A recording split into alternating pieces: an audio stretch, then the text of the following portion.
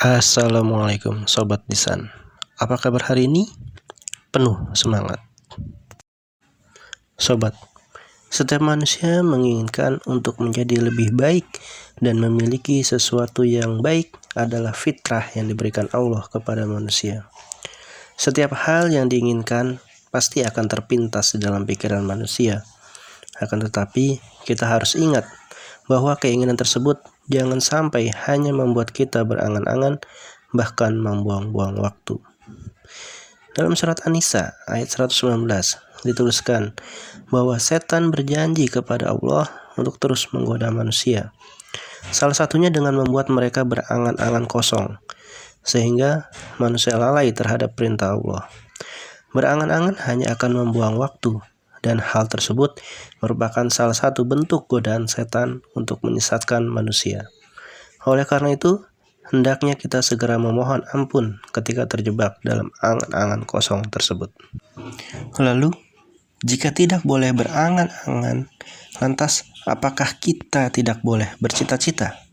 Tentu saja tidak demikian. Karena berangan-angan atau berkhayal berbeda dengan bercita-cita. Cita-cita adalah hal yang dimiliki oleh semua orang, terutama orang-orang yang memiliki pandangan hidup ke depan. Karena dengan cita-cita, seseorang akan merasa termotivasi dan memiliki harapan untuk memiliki hidup yang lebih baik.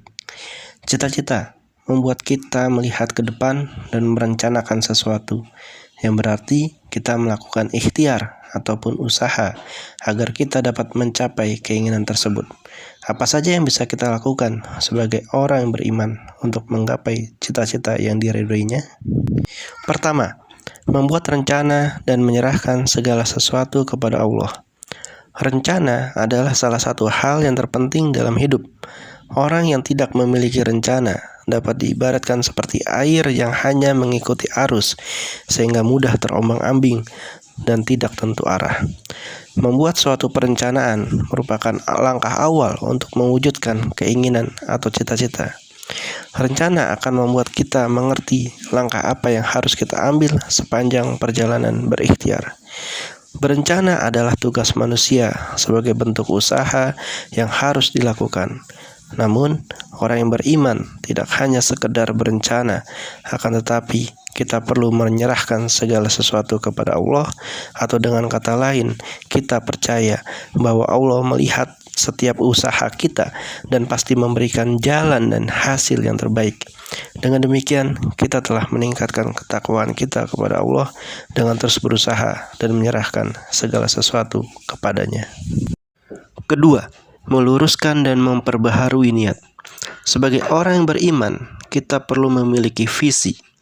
Semua orang mengharapkan kehidupan yang baik di dunia melalui cita-cita dan target yang mereka usahakan. Akan tetapi, orang yang beriman punya nilai tersendiri dalam mengupayakan keinginannya. Nilai tersebut terletak pada niat yang dimiliki. Orang yang beriman memiliki visi yang lebih tinggi, yaitu merasakan kebaikan di dunia hingga di akhirat nanti. Oleh karena itu, apapun keinginan dan cita-cita yang kita inginkan harus dilandasi oleh niat karena Allah terlebih dahulu. Niat akan menjadi faktor yang sangat menentukan. Jika niat kita sudah dibenahi, maka kebaikan yang akan kita dapatkan tidak hanya sampai di dunia saja, akan tetapi dapat kita rasakan hingga di akhirat kelak. Ketiga, menyadari dunia dan isinya bersifat sementara. Orang yang beriman memiliki kesadaran bahwa segala sesuatu yang dimiliki di dunia ini akan ditinggalkan setelah kematian menjemput. Bahkan orang terkaya di dunia pada akhirnya akan mati, dan semua harta kekayaan yang dimiliki tidak berarti lagi bagi jasadnya.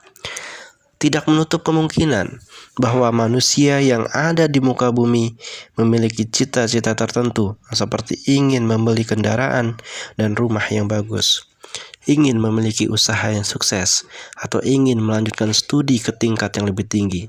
Semua contoh tadi bisa jadi adalah parameter kesuksesan dalam sebuah kehidupan yang sifatnya hanya sementara.